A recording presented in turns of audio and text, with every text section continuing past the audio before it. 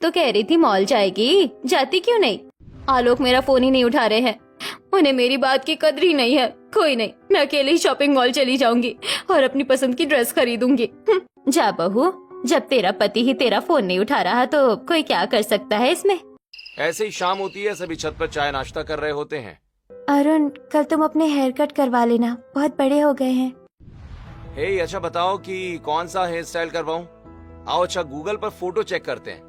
सभी के सामने अरुण शिवानी से अपनी हेयर स्टाइल सिलेक्ट करवाता है और तुरंत घर से निकलता है और थोड़ी देर में शिवानी की पसंद की हेयर स्टाइल बनवाकर लौटता है। हे शिवानी, हेयर स्टाइल ठीक है ना? परफेक्ट, पर ये कान के पास थोड़ी छोटी और होनी चाहिए थी। हे वेट, मैं अभी इसे फिक्स करता हूँ। देवर जी देवरानी जी की कितनी बात मानते हैं और आए दिन उन्हें गिफ्ट भी देते रहते हैं और उनकी हॉबीज का ध्यान रखते हैं। और एक मेरे पति देव हैं। इतना रोमांटिक मोमेंट है पर कोई रोमांटिक बात नहीं। ऐसे ही अगले दिन रामलाल शारदा अपनी दोनों बहुओं के साथ टीवी देख रहे होते हैं। भगवान, हमारे गांव की फसल बेचकर अच्छे पैसे मिले, उन पैसों का क्या किया जाए? पंडित जी बता रहे थे छोटी बहू ने फाइनेंस की पढ़ाई की है, उसी से पूछते हैं। छोटी बहू, तुम बताओ मैं क्या करना चाहिए? पापा जी, अभी मार्केट अच्छा है, आप शेयर मार्केट में इन्वेस्ट कर दीजिए और फिर पैसों की शॉर्ट टर्म एफडी कर दीजिएगा।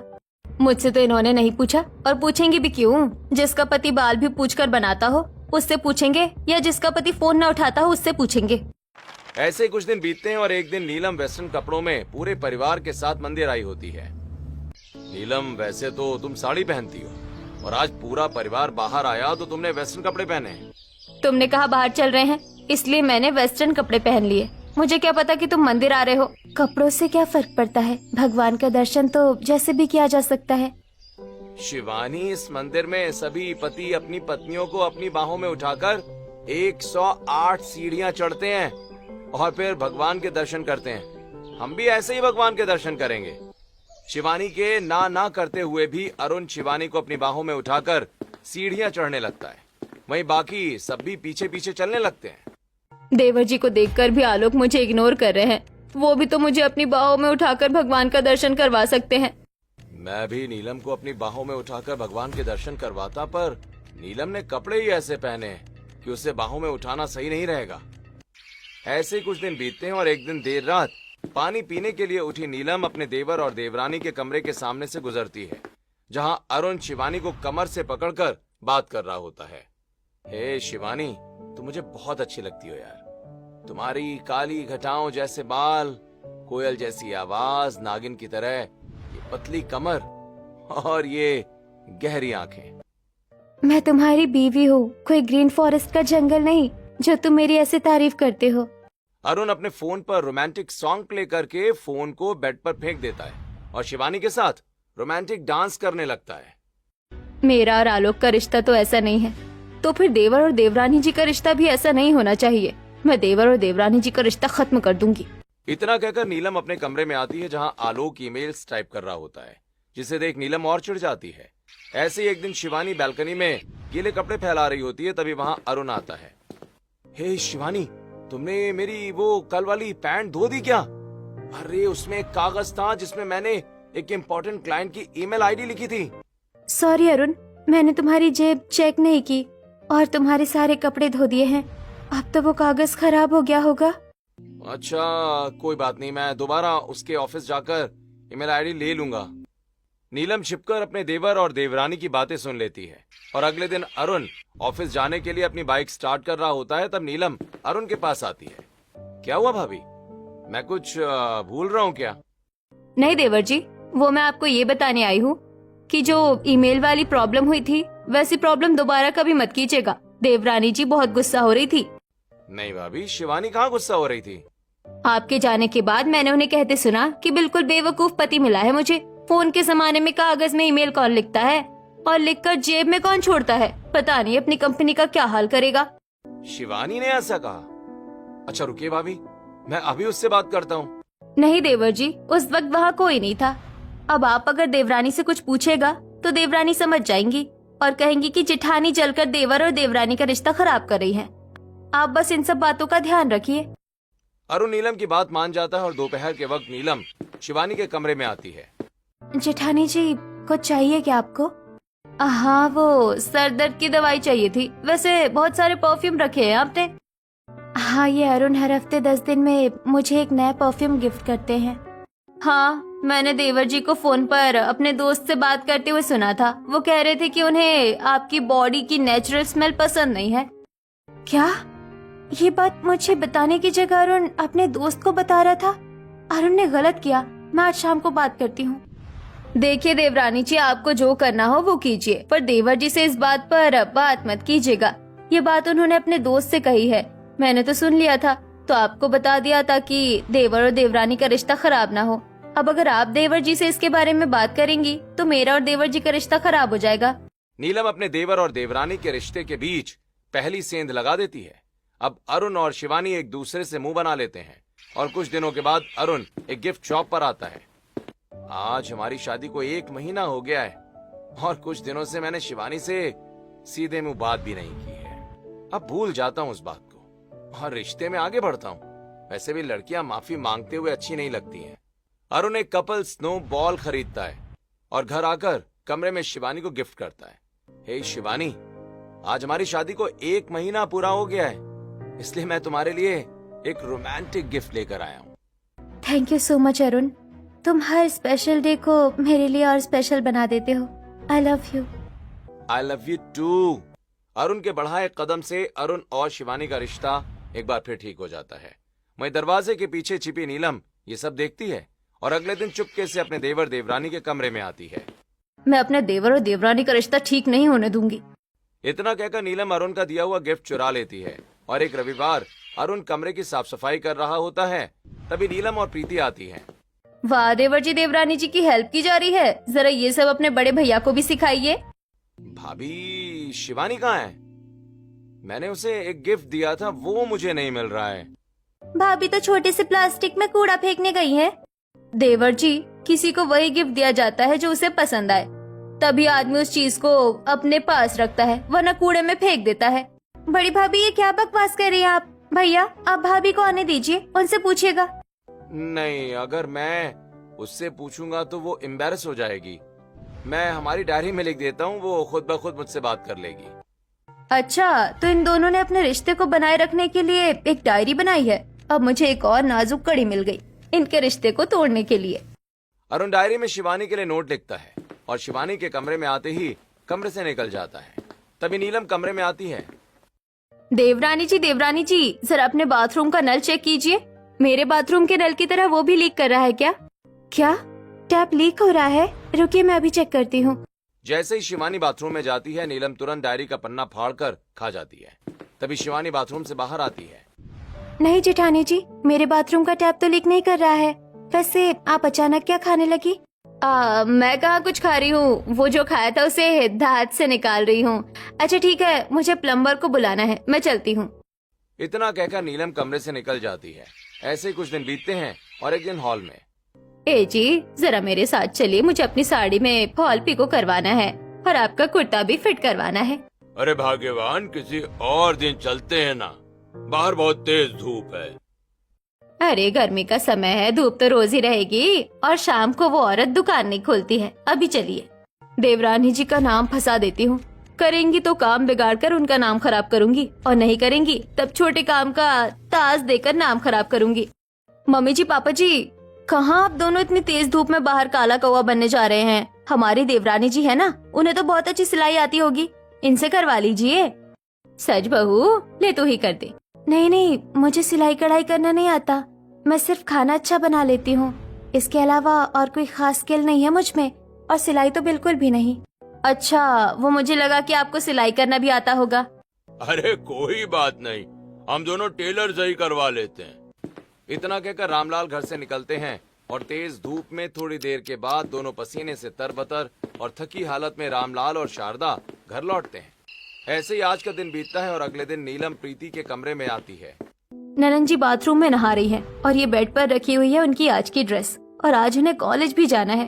अगर ऐसे में ननन जी की ड्रेस किसी कोने से फटी हो तो वो देवरानी जी उसे जरूर सिलेंगी।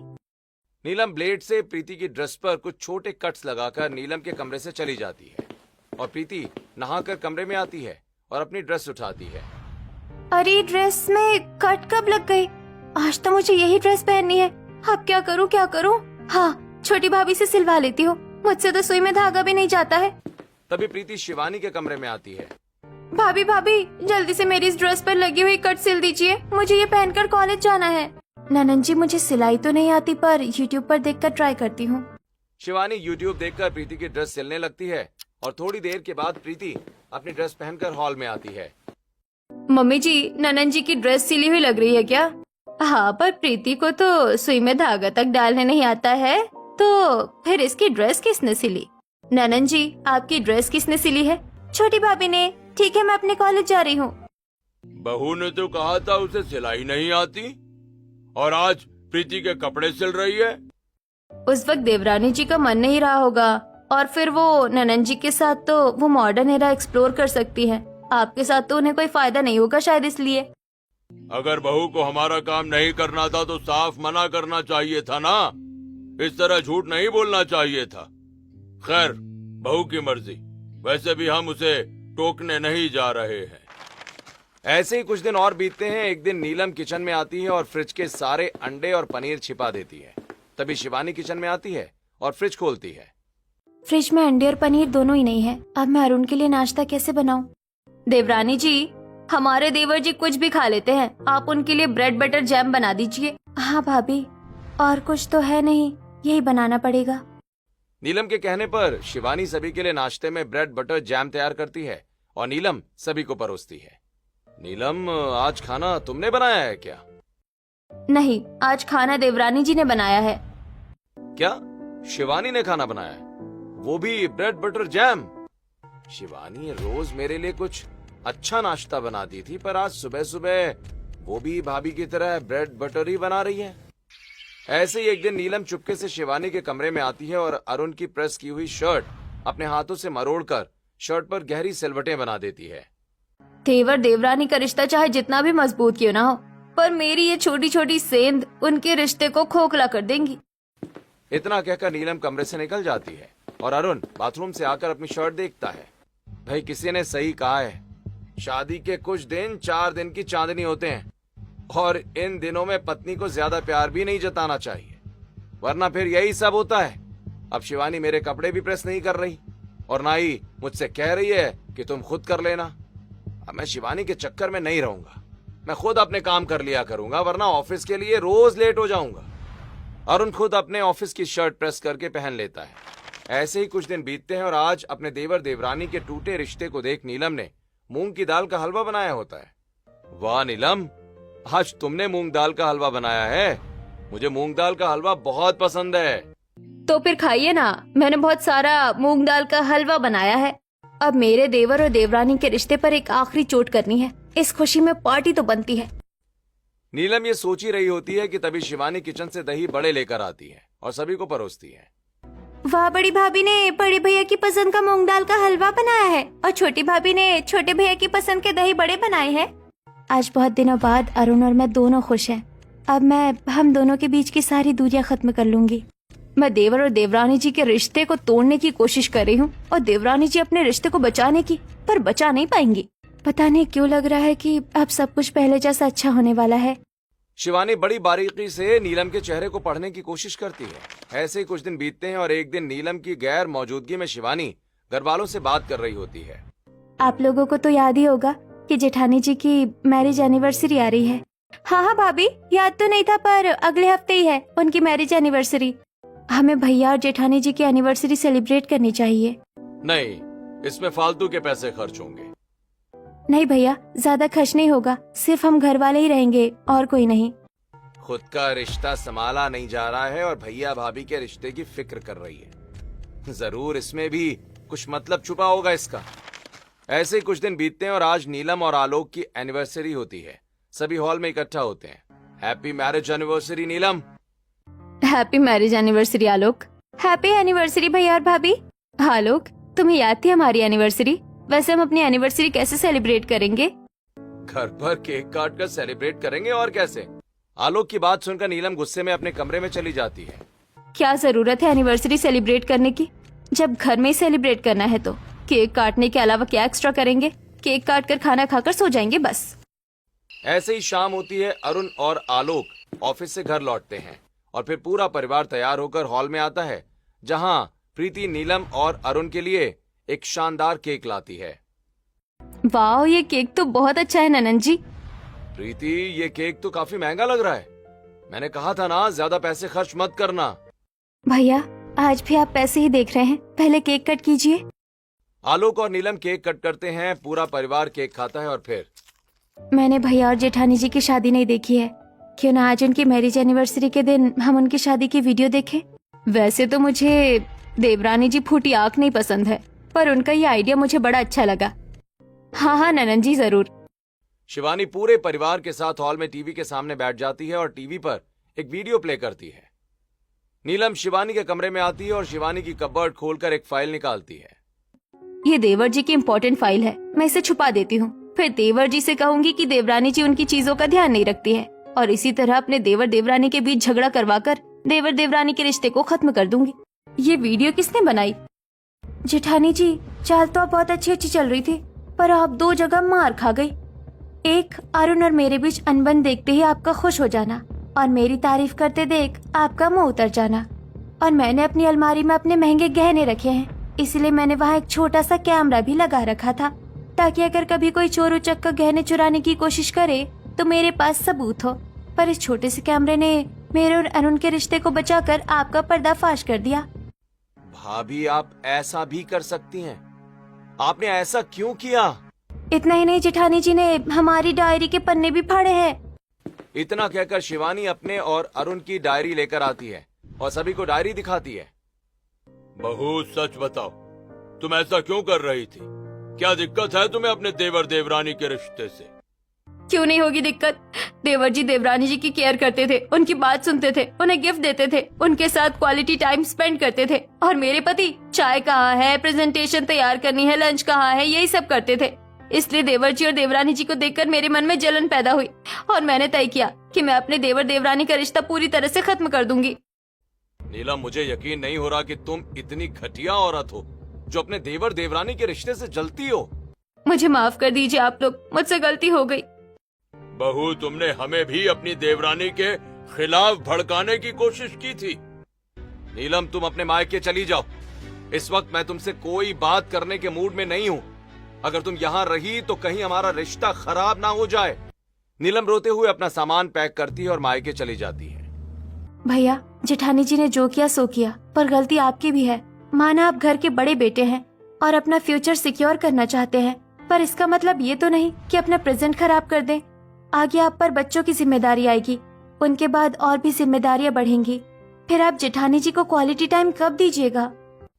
इसी तरह एक महीना बीतता है। नीलम अपने मन की सारी जलन मिटाकर ससुराल लौट आती है, जहां आलोक ने कमरे के दरवाजे पर फूलों से हार्ट शेप वेलकम बनाया होता है और पूरा कमरा अपनी और नीलम की तस्वीरों से सजाया होता है। नीलम, मुझे माफ कर दो यार, मैं कभी तुम्हें समझ ही नहीं पाया, पर अब मैं हर संडे तुम्हें वक्त दूंगा। अब दोनों देवरानी जेठानी अपने पति और परिवार के साथ हंसी खुशी जीवन बिताती हैं।